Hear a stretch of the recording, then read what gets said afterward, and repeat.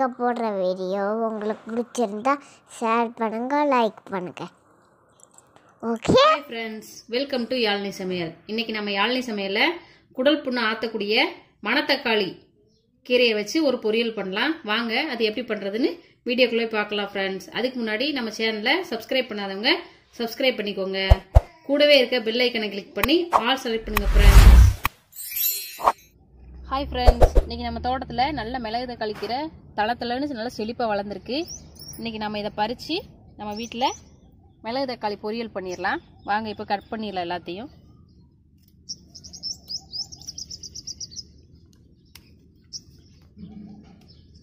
அந்த கொழுந்தான பகுதியை மட்டும் எடுத்துக்கோங்க.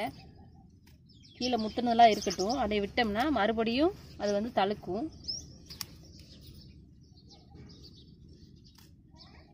பாருங்க எவ்வளோ ஃப்ரெஷ்ஷாக அழகாக இருக்குன்னு. இது மாதிரி நம்ம எல்லாத்தையும் கட் பண்ணி எடுத்துடலாம்.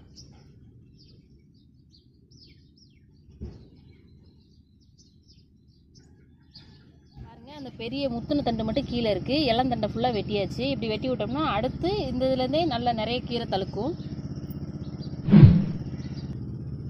இப்போ இன்னொரு இடத்துல கொஞ்சம் கீரை இருக்கு, இதையும் நம்ம கட் பண்ணிடலாம். அவ்வளோதான், நம்ம மிளகு தக்காளி கீரை ஃபுல்லாக வெட்டி எடுத்தாச்சு. பாருங்க எவ்வளோ கீரை இருக்குன்னு.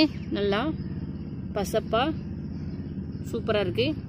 வாங்க இதை போயிட்டு நம்ம இன்னைக்கு பொரிச்சு எடுத்துடலாம்.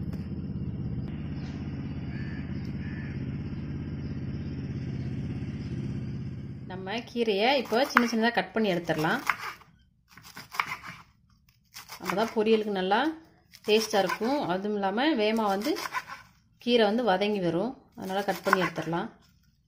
இப்படி கட் பண்ணும்போது நீங்கள் கடையில் வாங்கக்கூடிய கீரை வந்து முத்தின கீரையாக இருந்துச்சு அப்படின்னா அதோட இலையை மட்டும் அஞ்சு அந்த குச்சியை வேஸ்ட்டை கீழே போட்டுருவீங்க. அதை வந்து எடுத்து வச்சு மாடி தோட்டத்தில் நட்டு வச்சிங்க அப்படின்னா மிளகு தக்காளி கீரை அந்த குச்சியிலேருந்து தழுத்து வந்துடும். இதே மாதிரி எல்லாத்தையும் கட் பண்ணி எடுத்துடலாம். நம்ம கீரையை கட் பண்ணி எடுத்தாச்சு. இப்போ தேவையான பொருட்கள் பார்த்துடலாம்.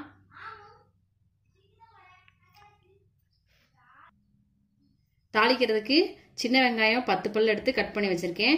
தேங்காய் பூ, சின்ன சீரகம் கொஞ்சம் எடுத்துருக்கேன். சின்ன சீரகம் போட்டால் நல்லா வாசமாக இருக்கும். கடுகு, 2 வரமிளகா, கொஞ்சமாக கருவேப்பிலை. வாங்க இப்போ எப்படி பண்ணுறதுன்னு பார்த்துடலாம். இப்போ ஒரு பாத்திரம் வச்சுட்டு அதில் 2 ஸ்பூன் எண்ணெய் சேர்த்துடலாம். எண்ணெய் காஞ்சிச்சு. நம்ம எடுத்து வச்ச கடுகு உள்ள சேர்த்துடலாம்.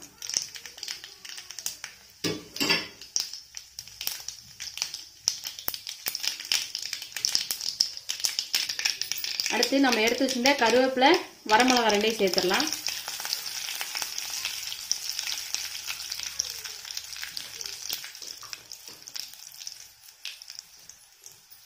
இப்போ நம்ம சின்ன சீரகத்தை உள்ள சேர்த்துடலாம்.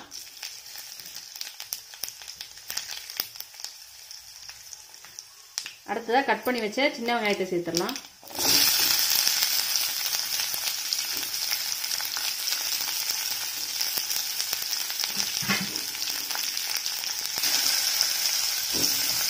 இப்போ எண்ணெயில நல்லா சின்ன வெங்காயம் வதங்கி வரட்டும்.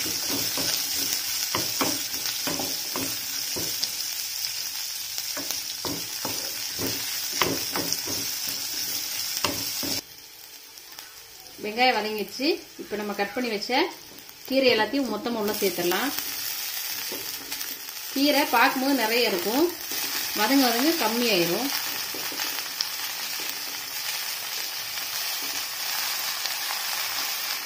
இப்போ நம்ம கீரையை ஒரு தடவை நல்லா மிக்ஸ் பண்ணி விட்டுறலாம்.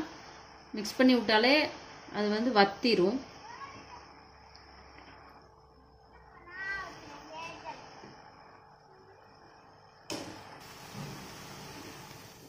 பாருங்க நம்ம கிண்டிட்டு இருக்கும்போது நல்லா வெந்துருச்சு. அதே மாதிரி பாத்திரத்தில் கீரையும் நல்லா சுண்டி கம்மியாயிடுச்சு.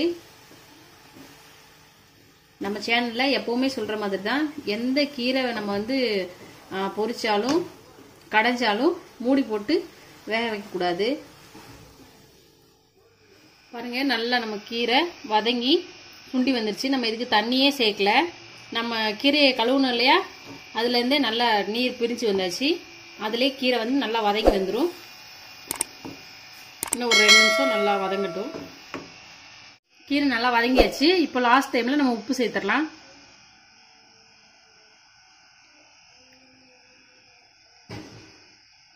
உப்பு சேர்த்துட்டு நல்லா மிக்ஸ் பண்ணி எடுத்துடலாம்.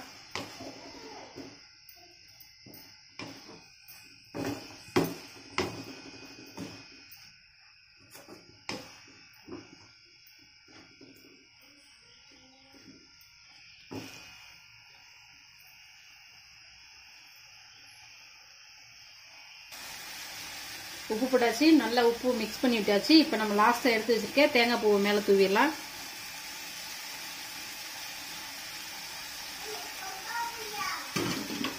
தேங்காய் பூவை தூக்கிட்டு நம்ம அடுப்பு ஆஃப் பண்ணிடலாம்.